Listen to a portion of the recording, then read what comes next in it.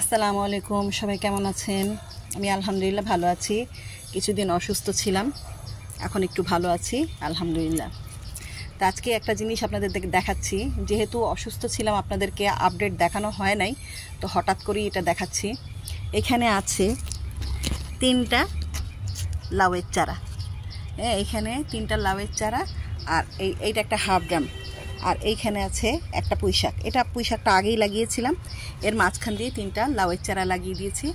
তো কয়দিন আগে আমি 5টা লাউয়ের বীজ ফেলেছিলাম, তো ভেবেছি 5টা লাউয়ের বীজ ফেলেছি, 5টাই তো আর টিকবে না, তো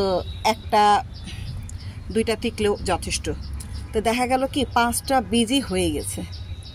তো এখন কি করলাম, ওই হাফ ড্রামে 3টা চারা লাগিয়ে দিলাম, আর এইখানে একটা লাগিয়েছি, এই যে এটা লাগিয়েছি। আর এইগুলা হচ্ছে অনেক, এই যে সবজির খোসা ফেলি, তো যার কারণে এই যে অনেক মিষ্টি কুমড়ার চারা হচ্ছে।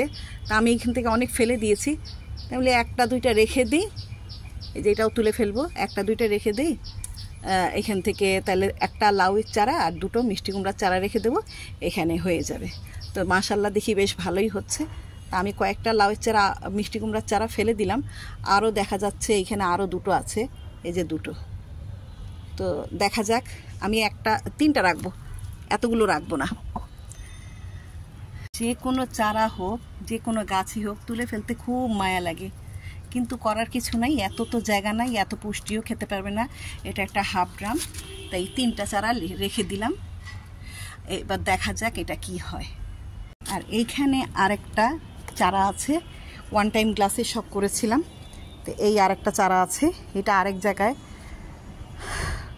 রোপণ করব, কিন্তু কোথায় যে রোপণ করব বুঝতে পারছি না।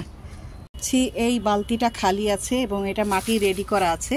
তো এখানে কিছু আগাছা জন্ম নিয়েছে, এইখানে আরও কিছু জৈব সার, গোবর টোবর দিয়ে এই মাটিটা রেডি করে এইখানে এই লাউয়ের গাছটা লাগিয়ে দেবো। আপাতত এখানেই রেখে দিলাম। এটা যেহেতু ছোট জায়গা, একটাই লাউ গাছ লাগাবো। তো এই প্রথম আমি লাউ গাছ লাগাচ্ছি এই সিজনে, একটু দেরি হয়ে গেছে। তো শীত আসে নাই, শীতের জন্য লাগাচ্ছি না, একটু শাক যাতে খেতে পারি সেটার জন্য। আমার লাউ শাক খুব ভাল লাগে, তা লাউ হোক না হোক লাউ শাকটা খেতে পারবো। তো লাউয়ের চারাটা করা দেখাতে পারি নাই, কিন্তু লাউয়ের গাছটা চারা যে রোপণ করেছি সেটা দেখালাম আপনাদেরকে। কিছুদিন পরে আবার আপডেট নিয়ে আসবো।